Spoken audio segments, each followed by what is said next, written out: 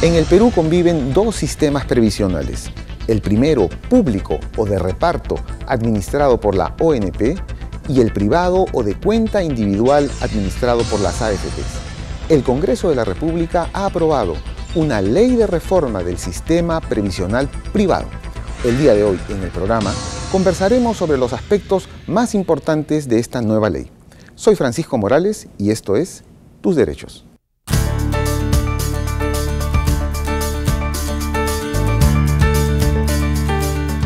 La Constitución de 1993 establece en su artículo 11 que el Estado garantiza el libre acceso a las prestaciones de pensiones, a través de entidades públicas, privadas o mixtas, y supervisa su eficaz funcionamiento.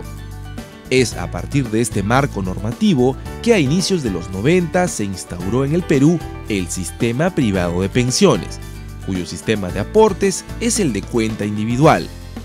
Es decir, el monto de la pensión de cada pensionista se financiaría con el ahorro de su cuenta a lo largo de su ciclo laboral. A más ahorro individual, mayor pensión. Para ello debe haber buenos sueldos. Sueldos bajos, pensiones bajas. Este sistema pretende sustituir al sistema público, basado en el sistema de reparto, es decir, todos aportamos a un fondo común, independientemente de que sus sueldos sean altos o bajos, y de dicho fondo se otorga una pensión muy similar a los pensionistas en función a los años de aportes. Ocurre que en la actualidad el sistema privado de pensiones no ha podido ser más atractivo que el sistema público, entre otras razones porque el índice de afiliados no crece. De ahí que el Congreso de la República ha aprobado una ley de reforma del sistema privado de pensiones a fin de darle mayor dinamismo a este sistema. Esperemos que esta reforma funcione, porque de lo contrario habrá que pensar en una reforma profunda que instaure un sistema mixto para todos los pensionistas, consistente en que una parte de la pensión se financie bajo el sistema público de reparto y otra parte con el sistema individual.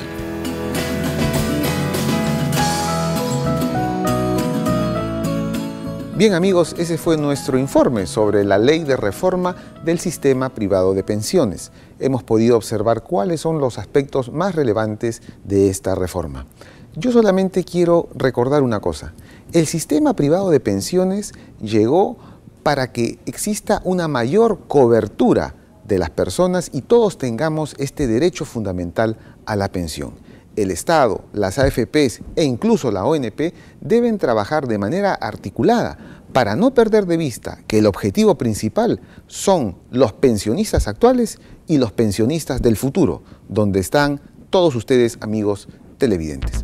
Luego de la pausa vamos a conversar con el doctor Jorge González Izquierdo, profesor principal de la Universidad del Pacífico.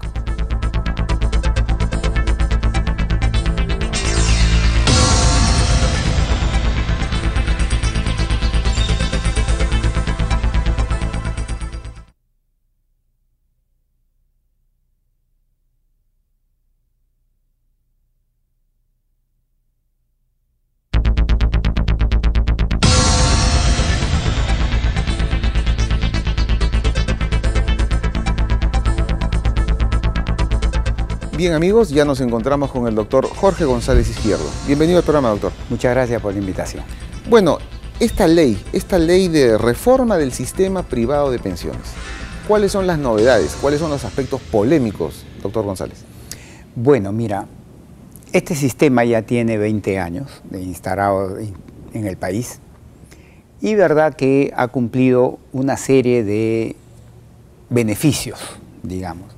Pero lo que no hay que perder de cuenta nunca, y mucha gente está confundida en eso, es que la principal razón, la razón de ser del sistema privado de pensiones es una sola.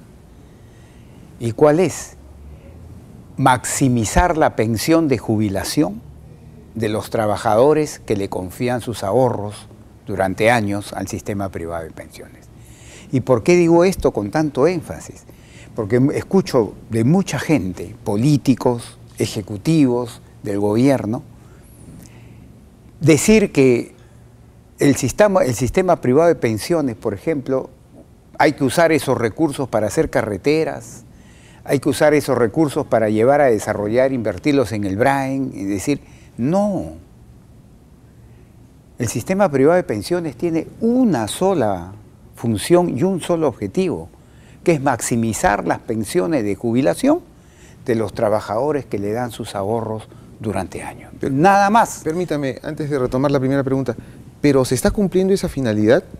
Porque tengo entendido que hasta este momento las pensiones que otorga el sistema privado en promedio son casi similares a las del sistema público. Estamos hablando del orden de 900 o 1000 soles como promedio. Entonces, ¿qué pasa ahí? Lo que sucede es, como yo sostengo, es de que el sistema privado de pensiones beneficia a gente que tiene relativamente ingresos medios para arriba, Claro.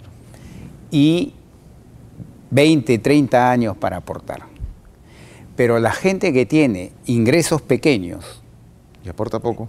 o sea, ingresos pequeños y poco tiempo aportando, es decir, de cincuentones para arriba, no les conviene el sistema privado de pensiones. Eso es muy importante. Tienen doctor. que irse al sistema público de pensiones. Claro que en el sistema público, ustedes saben que tienes que haber hecho 20 años de aportes para tener derecho a una pensión como mínimo, ¿no? Pero mucha gente se fue al sistema privado por la novedad y se ha encontrado con que han aportado 10, 15 años el sueldo mínimo, un poco más del sueldo mínimo, y están recibiendo una pensión chiquita, pues, ¿no? Pero no es el tema del, sistema en sí, sino que no se le ha informado correctamente a la gente de qué sistema le conviene, dado su ingreso, dado su edad y por consiguiente los años que tiene para aportar. Eso es lo que tiene que ver bien el público, ¿no?, cuando decida afiliarse o no. Así es. Y bueno, y retomando la primera pregunta, los aspectos más polémicos o novedosos de esta ley de reforma. Yo hubiera esperado de esta ley que el objetivo central de la ley, de la reforma, perdón, sea crear las condiciones para que las AFPs puedan maximizar la rentabilidad de los aportes de los trabajadores. ¿Por qué? Lo pongo como mi caso. Yo, por ejemplo, tengo un fondo de 100 soles, en términos figurados, y 50 soles han sido mis ahorros de mi bolsillo, pero los otros 50 han sido rentabilidad de esos 50 iniciales. Entonces la rentabilidad es muy importante. En este modelo. En este modelo del sistema privado de pensiones, pero muy importante. Y la reforma no ha ido por ahí. Y la reforma le ha dado una atención yo diría, ni del 10% a este tema. ¿Y qué cosa es lo que ha planteado la ley? Más bien se ha centrado en temas que yo considero secundarios. Por ejemplo, ha centrado en la comisión que pagamos nosotros. ¿Cómo es hasta el día de hoy? Hasta el día de hoy, la gente, los trabajadores que están en el sistema privado de pensiones, ¿no?, nos descuentan en forma forzosa 10% de nuestro ingreso mensual y va a mi fondo, es decir, eso va a mi plata, ese sigue siendo mi plata. Me sacan de un bolsillo y me lo meten al otro. Muy bien. Pero además, la AFP te dice, pero yo para sacarle rentabilidad a esa platita que me estás dando, yo tengo que contratar pues gerente financiero, tengo que tener una organización y esa organización me cuesta. Entonces tú me tienes que financiar, ¿no es cierto?, los costos de esa organización que le saca rentabilidad a tu dinero. O sea, también entonces, te sacan del otro bolsillo. Me cobran una comisión. En mi caso, 2% mensual de mi ingreso. Entonces, si yo gano 1000 soles mensual, ¿no es cierto?, me cobran 2% de los 1000 soles como comisión. Entonces, de verdad que esa comisión es, en términos internacionales, es alta, de verdad que sí. Ajá. Y de verdad que debe ser reducida también, eso es verdad. Buen punto. Pero la ley, esta reforma, ¿no?, del sistema privado de pensiones, ha centrado su foco en reducir eso. ¿Y qué está planteando? De que en el largo plazo los trabajadores dejemos de pagar 2% sobre mi sueldo y comienzo a pagar un X% que no se ha dicho todavía, hay que esperar al reglamento de la ley, un X% sobre el valor del fondo acumulado. Entonces, cambio, ya no me afectas mi sueldo hoy, pero me afectas mi fondo acumulado. Entonces, cuando gente como yo se enteró de eso, saltamos hasta el techo. ¿Por qué? Porque le están tocando su fondo. Porque me estás tocando el fondo que ya yo vengo acumulando de hace 20 años y yo ya lo he venido pagando 2% mensual, 2% mensual, 2%, entonces ya pagué. Entonces los legisladores dijeron, bueno, está bien eso, ya reconocemos que eso está bien. Entonces, de aquí para adelante el fondo nuevo. Y yo vuelvo a decir, es menos malo, pero sigue siendo malo. ¿Sabes por qué? Por lo siguiente. Porque cuando a mí me quitan un 2% o menos, en mi caso, 2% de mi sueldo mensual, tiene menos rentabilidad. Me bajan, no me están tocando en absoluto el valor de mi fondo, que de donde va a salir mi pensión mañana. Me estás tocando el sueldo y me lo estás reduciendo en 2%, el sueldo que me llega a mi bolsillo. Entonces estás afectando mi consumo hoy día. Pero el consumo, mientras yo estoy joven, puedo trabajar, no me caen todas las enfermedades, hoy. Cuando me aplicas un porcentaje sobre el valor del fondo, ¿sabes lo que estás haciendo? Me estás reduciendo en términos relativos el valor del fondo. Y su rentabilidad. Y me estás afectando mi pensión del día de mañana. Entonces, para que la gente entienda, en vez de tener yo una pensión de 100, de repente tengo una pensión de 90 o de 85. Justo cuando ya estoy viejo, ya no puedo generar más ingresos y las enfermedades me caen. Pero no me parece correcto eso. Pero el porcentaje de las comisiones podría ser tan alto. Y con un agravante. Dicen, como es cambiarme de aquí, de mi sueldo, al valor del fondo, no puede ser inmediato, va a haber un periodo de transición que se estima de 10 años, una década. Y en ese periodo de transición te voy a cobrar a 2 cachetes. Te voy a cobrar un porcentaje de tu sueldo, menor por supuesto. Pero afecta el fondo. Y otro porcentaje sobre el fondo. O sea, me agarras a 2 cachetes, me vas a agarrar mi consumo actual y mi consumo futuro. Y yo digo, ¿y por qué? ¿Y por qué? Eso es lo que pregunto pues a los legisladores, ¿por qué? Yo creo que no es correcto. ¿Cuál hubiera sido otro esquema? Yo hubiera preferido que se siga cobrando sobre el sueldo actual, mientras yo pueda trabajar, mientras me estás afectando cuando yo estoy bien, pero no me toques para nada el valor de mi fondo, porque de ahí sale mi pensión. Entonces, cóbrame de acá y haz todo lo necesario para que achiques la comisión, de ahí estamos de acuerdo. Pero donde no, yo por lo menos no puedo estar de acuerdo es que me estás reduciendo en términos relativos el valor de mi fondo, ¿no? Mi pensión. Usted tocó un punto importante. ¿Qué medidas deberían adoptarse para generar un mayor rendimiento de los fondos? Ahí también estamos en desacuerdo con la ley, con esta reforma de la ley. ¿Por qué?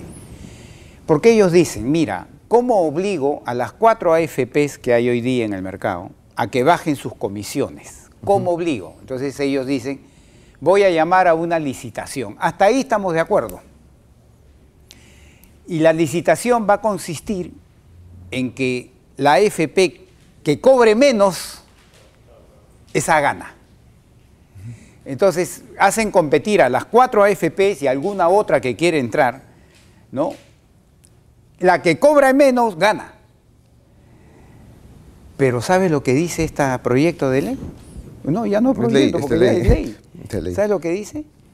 Ajá, a esa que gana, todos los nuevos trabajadores que entren por 2 años, obligatoriamente van a tener que ir a esa AFP que ganó. Entonces me estás quitando mi libertad de elegir. ¿Por qué? Porque yo pienso que puede haber bastantes trabajadores que digan, yo prefiero que me cobren un poquito más, pero irme a una AFP donde me da más rentabilidad, porque de ahí va a depender el tamaño de mi pensión. ¿Y por qué me vas a obligar a ir donde la que me cobra menos, que de repente me va a dar menos rentabilidad que otra? ¿Por qué me obligas? No, yo no creo que eso sea correcto tampoco. Muy interesante estos debates. Es un monopolio que le estás dando por 2 años a la que ofrece, y después de los 2 años, ¿no va a subir? Bueno, doctor, justamente este caso llegará, o ya está. No, ya es ley, lamentablemente. No, lo que quiero decirles es que es ley, pero este caso será evaluado por el Tribunal Constitucional. Ojalá que los congresistas la hagan llegar al Tribunal Constitucional. Ya presentaron una demanda. Ah, ya presentaron. Sí. Ojo, entonces muy bien para que se evalúe el procedimiento ya desde el punto de vista ya no económico, sino constitucional, y le encuentren una fallita para que esto vuelva a Focacero, bueno, porque yo creo que le va a hacer en el largo plazo más daño que beneficio a los trabajadores. Bueno, doctor, muchas gracias por haber venido al programa. Por invitarme. Bien, amigos, en el próximo bloque continuaremos con este interesante debate sobre la nueva ley de reforma del sistema privado de pensiones. Regresamos después de la pausa.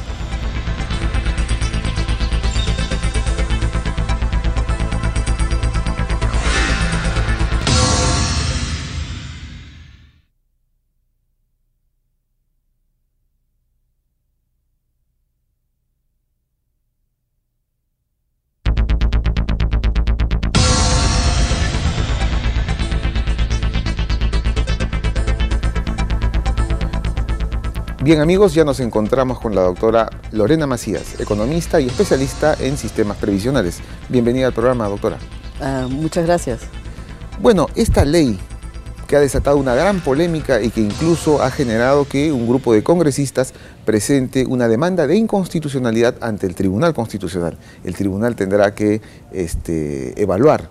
Y justamente para generar una opinión y enterarnos de qué va esto, ¿qué balance hace usted de esta ley de reforma del sistema privado de pensiones? Sí, no, en mi opinión, esta es una ley positiva, digamos, tiene avances en el sistema, porque, por ejemplo, por el lado de ampliación de cobertura, ¿no? Con esta nueva ley se está obligando a los trabajadores independientes a aportar, ¿no? Y esto no solamente permite que hayan más trabajadores que aporten, pero también permite que las lagunas que hay de falta de aporte a lo largo de la vida laboral de una persona se puedan completar, ¿no? Y de esta manera hayan más aportes y las pensiones puedan ser mejores. Eso es muy interesante para el público.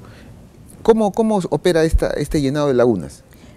Claro, porque hoy en día uno está obligado a aportar cuando es dependiente, trabajador dependiente, y no está obligado a aportar cuando es independiente, es voluntario.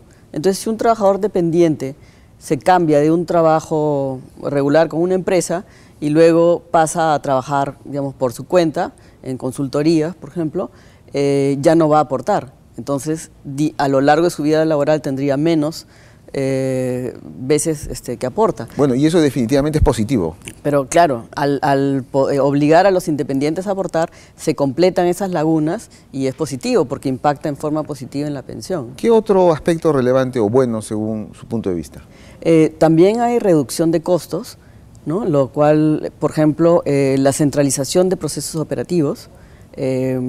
Estamos hablando aquí de los procesos de cobranza, los procesos de acreditación de cuentas, ¿no? O incluso de liquidación de pensiones.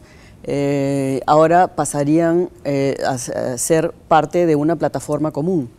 Hoy en día ya existe una plataforma común para la parte de recaudación, que se maneja a través de un portal de internet que se llama AFPNet. Y está funcionando bastante bien y ha permitido mayor eficiencia en este proceso de recaudación, ¿no? Entonces, lo que la ley está disponiendo es que, adicional al proceso de recaudación, también se centralice el proceso de cobranza, de acreditación de cuentas, ¿no? Y de liquidación de pensiones. Hay un aspecto que puede llamarnos la atención. Este sistema empezó con 8 AFPs, ahora son solo 4. ¿Esta ley qué va a hacer? ¿Va a mantener a estas 4 o quiere permitir una mayor competencia? En realidad, sí, la ley está dirigida a que haya más competencia, ¿no? Un poco, digamos, retrocediendo, ¿por qué se explica, por qué pasaron de 8 AFPs a 4 AFPs, ¿no? Porque en realidad es un negocio de economías de escala, ¿no? Hay costos fijos importantes, digamos, y que están focalizados en los procesos operativos, como la recaudación, la cobranza que le mencioné, ¿no? Entonces, al haber una mayor cantidad de afiliados, se pueden reducir los costos medios. Entonces, al centralizar los procesos operativos, que están más cargados en costos fijos, ¿no? Donde hay mucho costo de salario, por ejemplo, entonces, al haber más afiliados, los costos, digamos, en promedio se reducen. y se permite, digamos, al reducirse estos costos, se pueden trasladar a los afiliados mediante la competencia, ¿no? Entonces van a haber más afiliados porque estás ampliando la cobertura. Al mismo tiempo estás bajando costos y estás introduciendo este mecanismo de competencia que es la licitación de nuevos afiliados, ¿no? Que incentiva la entrada de nuevas AFPs a ese mercado. Entonces en realidad es bastante completo. Pero eso podría llevarnos a una conclusión, no sé si errada o muy apresurada, de decir que nuestro mercado, en el mercado del sistema privado, no fue tan atractivo, porque empezaron 8, pero al final han terminado 4. ¿O somos un mercado muy pequeño? En realidad el mercado se va decantando, ¿no? O sea, empezaron 8, lo cual, digamos, desde un punto de vista de competencia no está mal, pero poco a poco se dieron cuenta que en realidad necesitaban tener una escala de operaciones más alta. Entonces ahí es que se produce un proceso de compras y ventas, ¿no? En el mercado, y se llegó al número de 4, digamos, que hay hoy en día, ¿no? Hay quienes han hecho una crítica muy directa al planteamiento de que este sistema, esta reforma, mejor dicho, ataca, en el tema de las comisiones en particular, ataca al fondo. ¿Esto es así? ¿Usted comparte este punto de vista? No, en realidad lo que se está dando es un cambio en la modalidad de cobro. O sea, hoy se cobra la comisión por remuneración, que es un porcentaje de la remuneración del afiliado, y se cambia a una modalidad de cobro que es un porcentaje del saldo administrado, ¿no? O sea, digamos, pero eso, permíteme, ¿eso quiere decir que en el futuro ya no se cobraría un porcentaje del sueldo, sino del fondo? Correcto. O sea, en el futuro, digamos, una vez que se llegue a una comisión por saldo pura, ¿no? El cobro se hace del saldo administrado. O sea, cada mes se deduce, digamos, un porcentaje. ¿Pero eso a la larga no afecta al fondo, ahora que es el modelo de cuenta individual? ¿Y afectaría la rentabilidad que usted o yo deseamos obtener por nuestro fondo? En realidad, nosotros siempre podemos hablar de comisiones equivalentes. El concepto es difícil porque estamos hablando de dos tipos de comisiones, que una está muy cargada hacia el principio, digamos, de los aportos, al consumo de hoy. O mi sueldo. Sí, y otra está muy cargada hacia el futuro. Entonces es difícil, digamos, conceptualizar la equivalencia, pero en realidad, conceptualmente, o sea, uno puede decir que las comisiones son equivalentes. O sea, por decirle, hoy día la comisión promedio es 1.8 de la remuneración, y si tú tomas todo lo que se están cobrando las AFPs en comisiones, los ingresos por comisiones, y lo divides entre el fondo, ese número es alrededor de 1.3% del fondo o 1.2% del fondo. O sea que en realidad existen comisiones equivalentes, ¿no? O sea que desde el punto de vista de la economía o del análisis económico, son puntos de vista, son puntos de cómo se decide qué fórmula utilizar. O sea, ninguna es mala en sí misma. Ninguna es mala en sí misma. Lo que sí hay que tener presente es que cuando se hace la modificación, que el impacto sobre pensión sea neutro, ¿no? O sea, porque si es que uno pasa de pagar 10% de aporte más, digamos, 1.8 de la remuneración, y pasas a pagar 10% de aporte, y de ahí, de ese aporte, en el tiempo te deducen la comisión por saldo, tu pensión va a ser menor. Entonces tienes que encontrar el aporte equivalente para que el impacto sea neutro sobre la pensión, ¿no? Bueno, o sea, probablemente implique aumentar de 1 a 2 puntos la tasa de aporte, digamos, para que pueda haber un efecto neutro sobre la pensión, ¿no? Muy bien. Bueno, doctora, muchas gracias por habernos ilustrado, ya que el punto de vista de usted es distinto al que tuvimos en la anterior entrevista, y esto será muy ilustrativo para nuestros televidentes. Muchas gracias a usted por invitarme al programa. Bien, amigos, esta fue la entrevista con la doctora Lorena Macías sobre la nueva ley de reforma del sistema privado de pensiones. Conmigo será hasta una próxima edición del programa Tus Derechos. Y como siempre, aquí en TV Perú, mucho más que ver.